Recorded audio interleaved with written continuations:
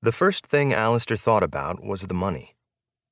At 7 that morning, he'd left Palladium and marched to the Citibank ATM on Union Square. The total in his account was $600 and change, even less than he'd figured. If he'd known he'd have to flee the city and disappear, he would have been more economical in his spending. But you couldn't give a poor student $10,000 a month and expect him to be entirely shrewd, even if he's a finance major who's spent 4 years learning how to be shrewd, if nothing else.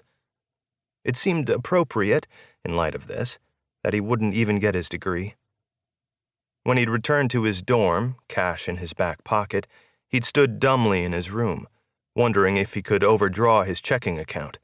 He knew he couldn't. Wondering if his credit card had a cash withdrawal option. He knew it didn't. Mostly he was buying time.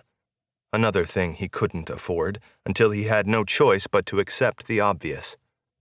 Before he left the city, he would have to pay a visit to Mark Landmesser and Elijah Pasternak, the couple whom he'd been sleeping with for the better part of a year and whose relationship he was all but certain he'd destroyed.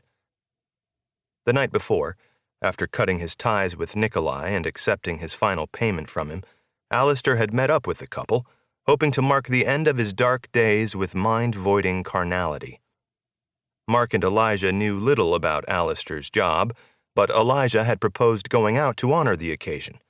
In Elijah's mind, quitting a job was more of a reason to celebrate than getting one, and, given the unseasonably warm May air, Alistair had left his jacket, containing his last $10,000, on their couch. At dinner, though, rather than toasting him, Mark and Elijah fought. Fought like they never had. And after the bill had been paid, Alistair judged it too indelicate to return to their apartment for his cash. He figured he'd go back when the smoke had cleared. But when he returned to his dorm, he found Nikolai on the street, waiting for him, walking back and forth beneath the NYU flag.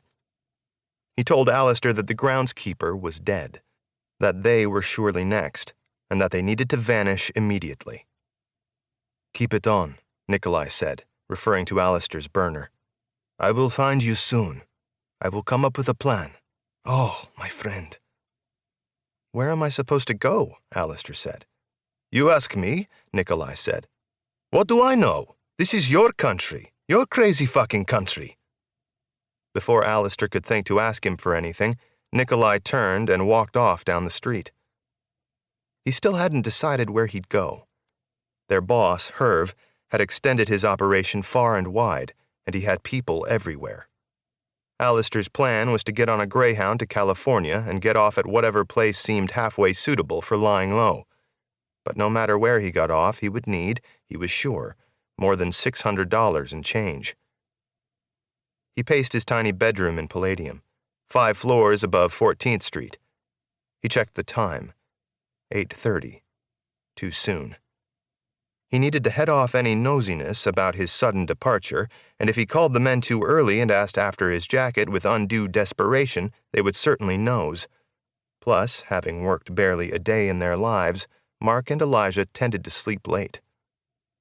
He went to the window and looked up at the sky, into the windows of the office building across the street, down at the sidewalk. The day was bright, the century young, the city rich, the trees abloom.